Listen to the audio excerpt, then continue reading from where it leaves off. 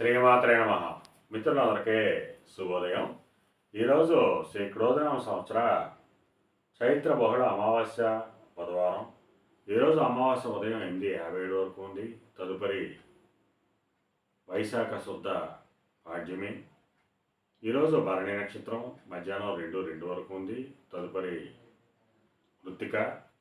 ఈరోజు దుర్ముహూర్తం ఉదయం 11:30 12:22 వరకు ఉంది.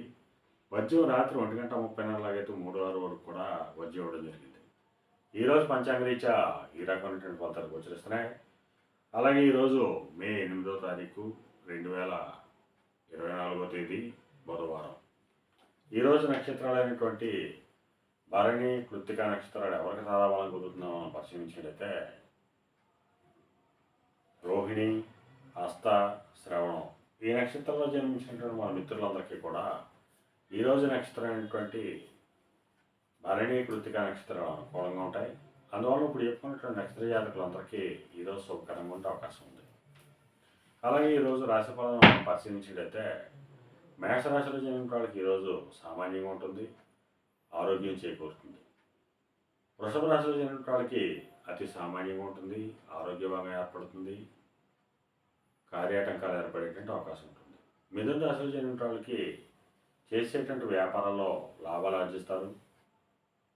నూతన వ్యాపార భాగస్వామ్య ఒప్పందాలు కలిసి వచ్చేటువంటి అవకాశం ఉంటుంది.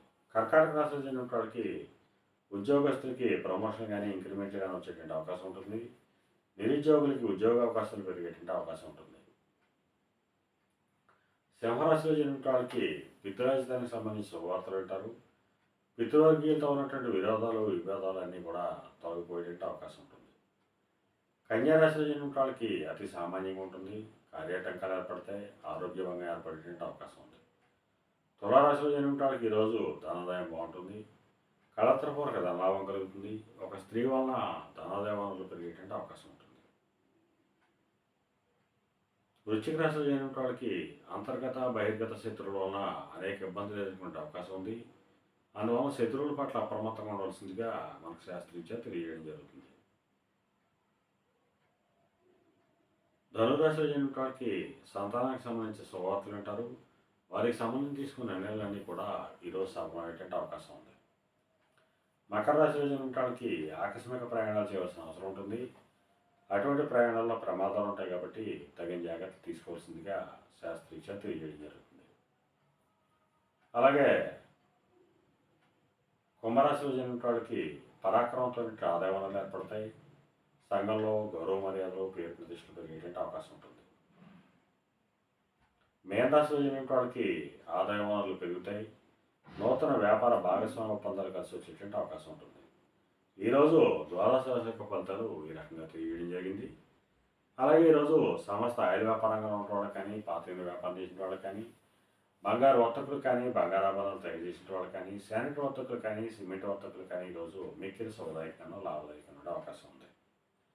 పాండిత్యంగా ధనార్జించిన వాళ్ళకి అనగా పండితులు కానీ, లాయర్లు కానీ, లేఖర్లు కానీ, ఆడిటర్లు కానీ, విలేకరులకు కానీ ఈరోజు మిక్కిలి శుభదాయకంగా లాభదాయకంగా అవకాశం ఉంది.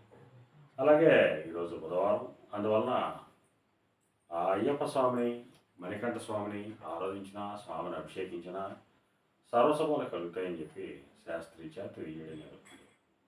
అలాగే ఈరోజు లేత ఆకుపచ్చ వస్త్రాలు కానీ లేదా ధవ వస్త్రాలు కానీ ధరించినట్లయితే సర్వసంపద కలుగుతాయని చెప్పి తెలియజేయడం జరుగుతుంది. ఈరోజు అదృష్ట సంఖ్యలుగా 5, 6, 8 తెలియజేయడం జరుగుతుంది. ఈ అదృష్ట సంఖ్యలు ఏంటంటే మన మిత్రులందరికీ కూడా ఈరోజు అంతా శుభకరంగా ఉండే అవకాశం ఉంది.